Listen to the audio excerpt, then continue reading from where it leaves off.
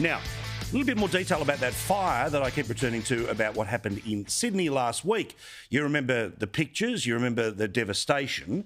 Well, there is going to be a slight pause in the taking away of the rubble because there is a fear that what we thought the worst of was just the building may well have been one or two people that may well have died in this fire. Homeless people using this empty building as a place to shelter, particularly obviously during the beginnings of what will be yet another cold winter. A fourth person has come forward, and we are talking here about a scenario of people around the ages of 12 and 13 here who may well have a connection to responsibility for the fire, but police helping them with their inquiries, all those code words that we get to read about. But it did remind me of something that is a debate we've been having a long time on this show, and it is the age of criminal responsibility. Now, in Victoria, they have made the decision that the age of criminal responsibility will be moved this year, by the end of next year, up to 12. But then in a couple of years' time, it will move up to 14.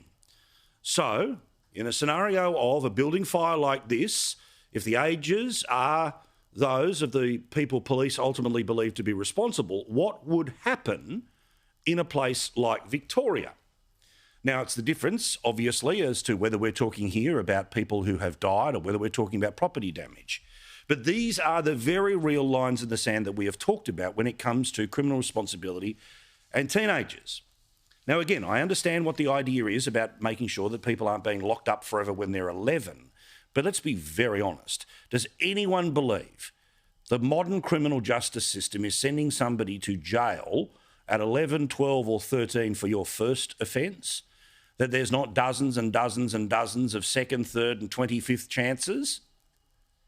What would happen if the age of criminal responsibility is moved from 10 to 12, 12 to 14, and somebody under the age of 14 was responsible for something like what we have just seen in Sydney in the past couple of days? That's the question. But nobody wants to touch it. It's all a little too uncomfortable, dare I say.